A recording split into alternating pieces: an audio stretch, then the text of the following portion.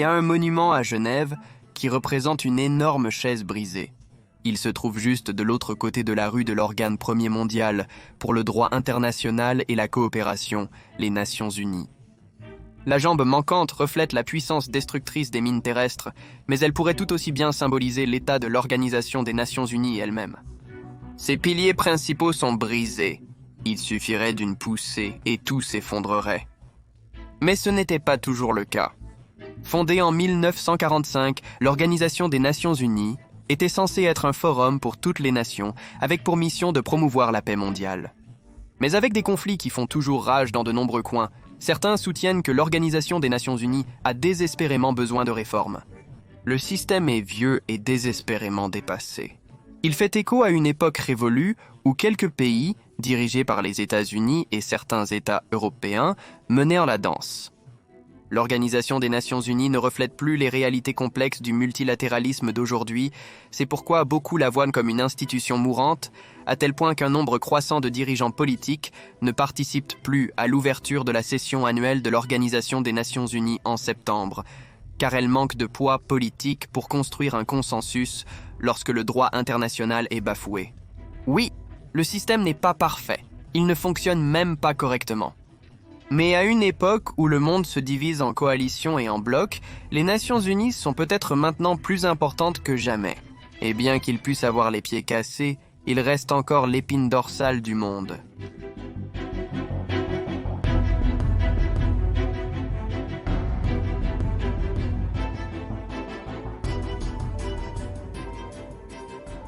Le monde change, et il change plus rapidement à mesure que de nouvelles technologies comme l'IA et ChatGPT deviennent plus puissantes. Beaucoup voient cela comme une menace pour leur carrière ou profession, mais si vous apprenez quelques nouvelles compétences, ces outils d'IA peuvent en réalité vous aider à progresser dans votre carrière ou votre entreprise. Je découvre constamment de nouvelles fonctionnalités. Et si je vous disais qu'il existe un moyen gratuit pour apprendre à utiliser l'IA, ChatGPT, Midjourney et 15 autres outils d'IA? Oui, gratuitement. Je recommande cet atelier de 3 heures sur l'exploitation des outils d'IA et de ChatGPT par Growth School, qui se trouve être le sponsor d'aujourd'hui. Techniquement, c'est un atelier payant devenu gratuit pour les spectateurs de Caspian Report. Les 1000 premières personnes à s'inscrire en utilisant le lien ci-dessous l'obtiendront gratuitement et recevront également un bonus d'une valeur de $500. Dans cet atelier, vous apprenez des astuces et applications précieuses. J'ai moi-même assisté à cet atelier de Growth School et j'ai appris des outils d'IA incroyables et des astuces de ChatGPT.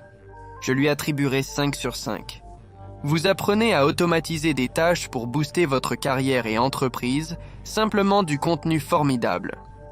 En plus de moi, Growth School a enseigné à plus d'1 million de personnes et les a aidés à se développer pour faire partie du top 1%. Voilà pourquoi ils sont reconnus comme une startup leader sur LinkedIn et financés par des investisseurs de renom tels que Sequoia Capital. Donc, que vous soyez un professionnel non technicien, un fondateur, un travailleur indépendant ou un étudiant, cela vous aidera certainement. Je recommande de vous inscrire à l'atelier et commencer à apprendre. Cliquez sur le lien dans la description, inscrivez-vous gratuitement avant l'expiration de l'offre et obtenez un bonus d'une valeur de $500. Cliquez sur le lien dans la description. Célèbre pour son sol vert et son estrade en marbre, l'Assemblée générale de l'Organisation des Nations Unies fonctionne selon le principe d'un État, un vote. Théoriquement, tous les 193 États membres souverains sont sur un pied d'égalité, quelle que soit leur taille, leur démographie ou leur économie. Cela ne marche pas toujours ainsi, pourtant. Le processus est intrinsèquement politique et donc sujet au lobbying, à la négociation et aux agendas opposés. Dans les temps anciens, il y avait la Société des Nations, la toute première organisation intergouvernementale.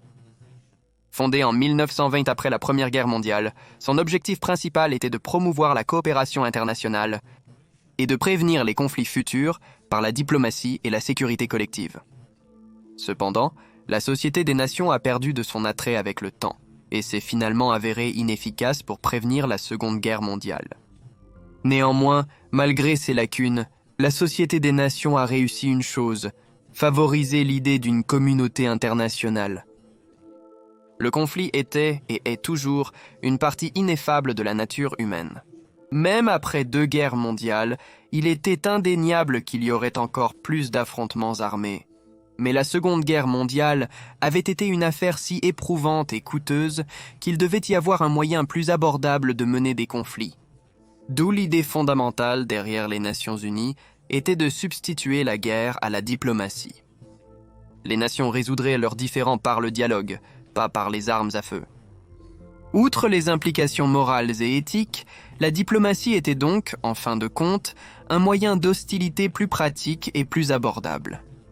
Le secrétaire général de l'Organisation des Nations Unies, Dag Hammarskjöld, l'a dit le mieux.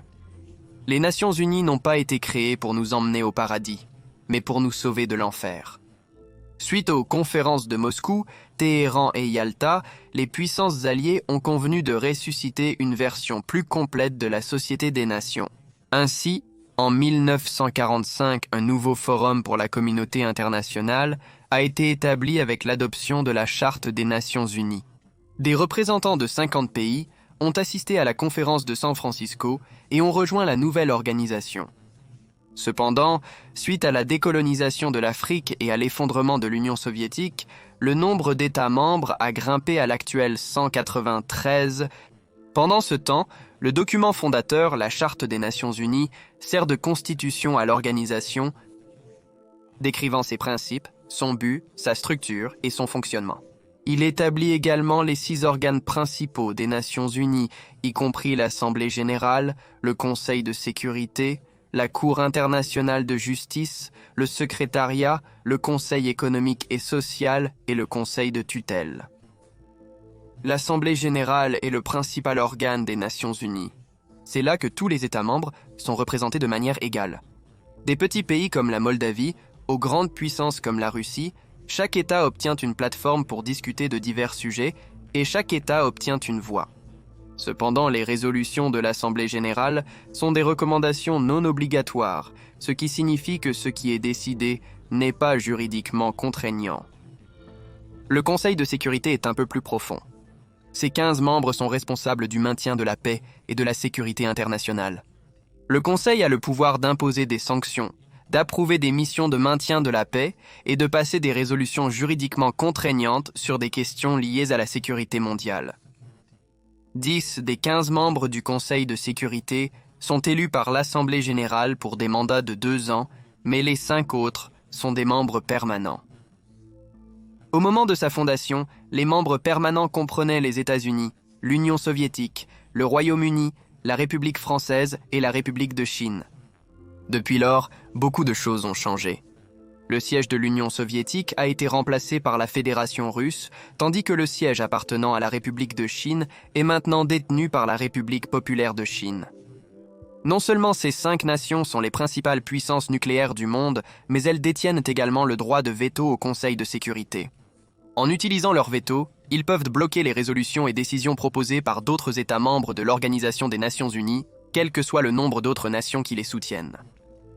En théorie, tous sont censés être égaux, mais en pratique, ils ne le sont pas. Un membre permanent peut même opposer son veto à une résolution soutenue par les 4 autres membres permanents.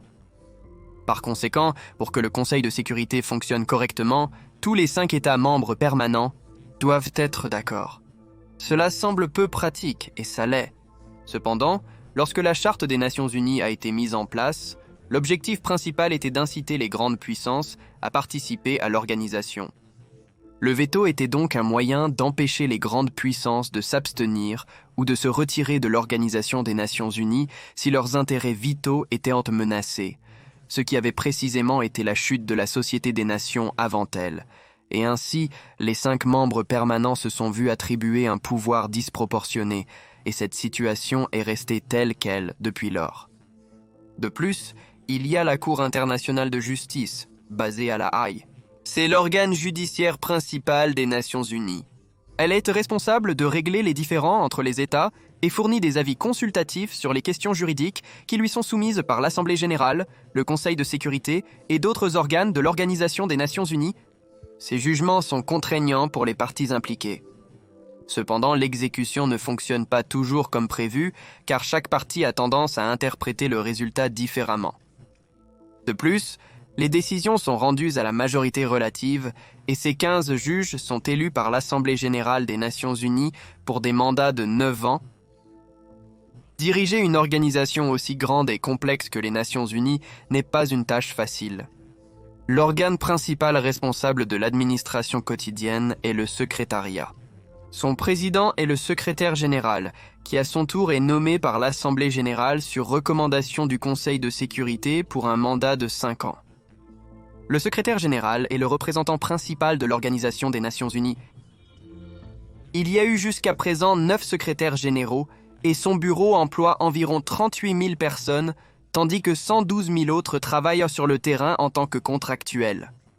Le secrétaire général actuel est António Guterres du Portugal. Son bureau se situe au 38e étage du siège de l'Organisation des Nations unies à New York. Techniquement, le secrétaire général est le bras exécutif de l'Organisation des Nations unies, mais en pratique, il n'a presque aucune influence sur le terrain puisque son bureau ne peut pas contourner le mandat de veto au Conseil de sécurité. Ainsi, au lieu des questions politiques et de sécurité, le secrétaire général promeut principalement les agendas fixés par le Conseil économique et social, qui est un autre organe principal des Nations unies. Le Conseil économique et social est responsable de la coopération entre les États en matière économique et sociale. Il compte 54 membres qui sont élus par l'Assemblée générale pour des mandats de 3 ans. De plus, le Conseil économique et social supervise des dizaines d'agences spécialisées. Parmi celles-ci figurent le Fonds monétaire international, l'Organisation mondiale de la santé, le Fonds des Nations unies pour l'enfance, l'Organisation des Nations unies pour l'éducation, la science et la culture, le groupe de la Banque mondiale, etc. Au total, il existe 30 agences spécialisées et organisations connexes dédiées à la gestion de divers problèmes mondiaux. Chaque agence est basée dans un endroit différent. Par exemple, depuis Rome, l'Organisation des Nations unies pour l'alimentation et l'agriculture s'occupe d'agriculture. De Vienne, l'Agence internationale de l'énergie atomique est responsable de l'énergie nucléaire, et de Paris, l'Organisation des Nations unies pour l'éducation, la science et la culture gère la science et la culture. Encore plus, de Nairobi, le Programme des Nations unies pour l'environnement s'occupe de l'environnement, tandis que de Washington, le Fonds monétaire international veille sur l'économie. Enfin, de Genève, l'Organisation mondiale de la santé cherche à contenir les pandémies et à promouvoir les soins de santé. La plupart de ces agences fonctionnent indépendamment, mais coordonnent avec l'Organisation des Nations unies de diverses manières. Le dernier organe principal est le Conseil de tutelle. Il a été initialement conçu pour gérer les possessions coloniales et les territoires pris aux nations vaincues à la fin de la Seconde Guerre mondiale. Naturellement, cet organe n'est plus actif. Tous les territoires sous tutelle ont atteint soit l'autonomie, soit l'indépendance. Le dernier territoire sous tutelle était Palau, qui a obtenu son indépendance en 1994, puis est devenu un État membre des Nations unies. Le fait que le Conseil de tutelle soit défectueux est intéressant car il nous montre que la réforme au sein des Nations unies est possible, même lorsqu'il s'agit de ses organes principaux. L'ensemble de l'écosystème de l'Organisation des Nations unies est soutenu par un budget massif d'environ 50 milliards de dollars par an. Les contributions financières sont calculées en fonction du produit intérieur brut de chaque pays. Les États-Unis sont le plus grand contributeur, suivi par la Chine, le Japon, l'Allemagne, la Grande-Bretagne et ainsi de suite. Cependant, malgré des tentatives bien intentionnées au fil des ans, les Nations unies n'ont pas suffisamment réformé leur charte pour évoluer avec le temps, et les temps ont changé. Le monde est passé d'un ordre bipolaire à un ordre unipolaire et maintenant à un ordre multipolaire. Mais les Nations unies sont restées coincées dans leurs vieilles habitudes. Quand les gens pensent aux Nations unies et se demandent si elles sont toujours aptes à remplir leur mission, ils se tournent généralement vers leur Conseil de sécurité. Sans conteste, c'est l'organe le plus dysfonctionnel institutionnellement de l'Organisation des Nations unies. Le Conseil de sécurité a le pouvoir d'imposer des sanctions et d'adopter des résolutions juridiquement contraignantes. Si le pire arrive, le Conseil peut même déployer ses célèbres casques bleus. Ce sont des soldats de l'Organisation des Nations unies créés en 1956 avec pour mission de maintenir ou de consolider la paix. Durant les guerres des 6 jours, du Koweït et de Libye, un consensus a été atteint par les 5 membres ayant droit de veto. Mais, le plus souvent, le veto est appliqué pour protéger les intérêts interétatiques. Par exemple, la Grande-Bretagne a opposé son veto à l'attaque de l'Argentine sur les Malouines en 1982, tandis que la France a opposé son veto à ses colonies en Algérie et aux Comores. Cette pratique continue jusqu'à ce jour. La Russie véto tout concernant le Tibet, Taïwan et ses minorités ethno-religieuses. Pendant ce temps, les États-Unis opposent souvent leur veto aux décisions concernant Israël, même lorsqu'ils sont seuls en opposition. Cependant, la Russie est le plus grand détracteur. De 1946, 148, 86 à de 1946, 148, 86 à 2020, les Russes ont utilisé leur veto. 148 fois, tandis que les Américains l'ont fait. 86 fois les Russes ont utilisé leur veto, 148 fois, tandis que les Américains l'ont fait, 86 fois.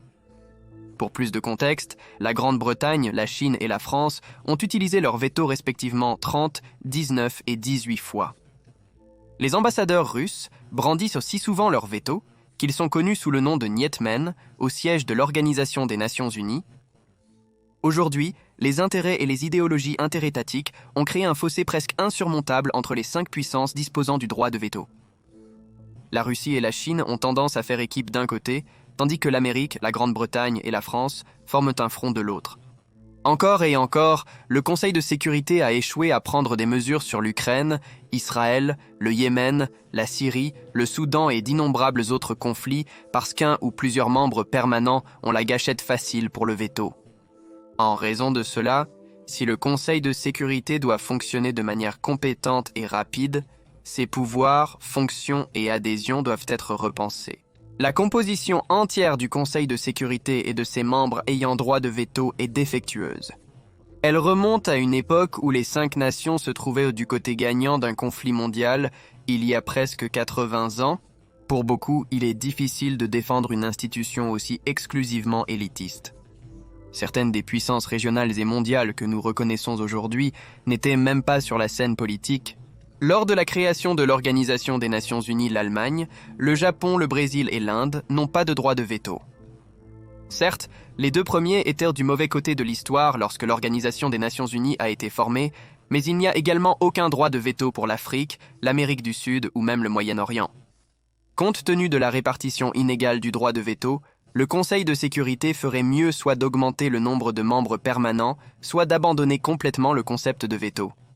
Cela ne résoudrait pas instantanément les problèmes auxquels l'Organisation des Nations Unies est confrontée, mais cela réduirait le contraste flagrant entre le Conseil de sécurité et l'Assemblée générale. Si aucun changement n'est introduit et que l'Organisation des Nations Unies reste déconnectée de l'ordre mondial contemporain, de plus en plus de nations qui ont la force choisiront de contourner l'approbation du Conseil de sécurité pour une action militaire. La Russie l'a fait en Ukraine et précédemment l'Amérique l'a fait en Irak. Les 2 opérations étaient des violations explicites de la Charte des Nations Unies. De même, au cours des 2 dernières décennies, les conflits armés unilatéraux ont régulièrement fait leur retour, une tendance rendue possible en raison de l'état dysfonctionnel du Conseil de sécurité. Pour ce que ça vaut, la direction de l'Organisation des Nations Unies sait que les conflits géopolitiques nuisent à sa crédibilité et à sa légitimité à long terme. En fait, en juillet 2023, le président de l'Assemblée générale a consacré son thème pour la 78e session à la reconstruction de la confiance et à la relance de la solidarité mondiale. À peu près à la même époque, le secrétaire général a souligné dans son rapport annuel que les Nations Unies n'avaient pas suivi le rythme dans un monde en évolution et que l'organisation n'avait pas d'alternative, mais a changé, déclarant que c'est soit la réforme, soit la rupture. Mais la réforme de l'Organisation des Nations Unies est considérée par beaucoup comme une impasse, car elle dépend de la volonté des membres permanents. Un consensus de quelque sorte doit être convenu avant que les réformes puissent avoir lieu. Compte tenu de l'état de la géopolitique mondiale, cela ne va pas se produire de sitôt. Et ainsi, l'Organisation des Nations Unies se retrouve déclassée en tant qu'organisation désuète, incapable d'arrêter les conflits armés et incapable de changement. En réponse à l'irrélevance de l'Organisation des Nations Unies, les grandes puissances renforcent respectivement leurs propres blocs régionaux. L'Occident à l'Organisation du traité de l'Atlantique Nord et l'Union européenne, l'Afrique à l'Union africaine, la Russie à l'Organisation du traité de sécurité collective et la Chine dirige l'Organisation de coopération de Shanghai. C'est très bien, Mais aucun de ces blocs régionaux n'a ce qu'il faut pour s'attaquer aux complications mondiales, telles que le changement climatique, la désinformation, les pandémies, l'intelligence artificielle, sans parler des famines et des réfugiés. Aussi démodée qu'elle puisse être, l'Organisation des Nations Unies a toujours une raison d'être. Les organisations du Sud mondial voient l'Organisation des Nations Unies comme un moteur de la réforme économique et du développement durable. Pendant ce temps, bien qu'elle ne puisse pas arrêter les conflits, l'Organisation des Nations Unies peut cependant se proposer comme une plateforme de désescalade et de négociation politique si les nations opposées le choisissent. L'Organisation des Nations Unies est également un format où les experts et spécialistes de toutes les disciplines académiques diverses, les organisations peuvent échanger des idées. Des agences comme l'Organisation des Nations Unies pour l'éducation, la science et la culture, le Haut Commissariat des Nations Unies pour les réfugiés et l'Organisation mondiale de la santé font un travail vital. Donc, bien que des organisations et des blocs régionaux se forment, aucun ne peut remplacer les Nations Unies. En fait, si l'Organisation des Nations Unies cessait ses opérations, la communauté internationale devrait réinventer une organisation similaire pour progresser dans les mêmes domaines. Cependant, dans l'ensemble, les Nations Unies sont devenues un nain politique. Elle ne peut plus empêcher les conflits de se produire et se concentre donc plutôt sur des problèmes supranationaux tels que le changement climatique, l'éducation, les soins de santé, les droits de l'homme, la cybersécurité, la prolifération nucléaire, etc. Cependant, la prévention des conflits, qui était le but principal de l'Organisation des Nations Unies, est hors de question. À cet égard, l'organisation est vraiment devenue obsolète. Ces agences spécialisées sont toujours inestimables, mais le Conseil de sécurité a infligé un dommage irréparable à la crédibilité et à la légitimité des Nations Unies en tant que vecteur de droit international et de coopération. La politique de puissance reste sa ligne de faille, et cela est peu susceptible de changer.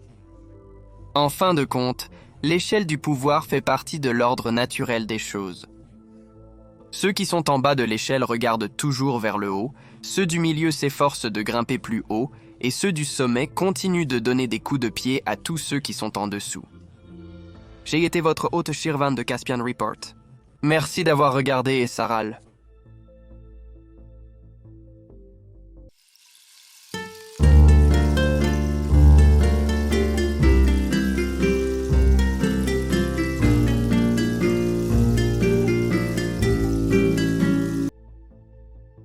Merci.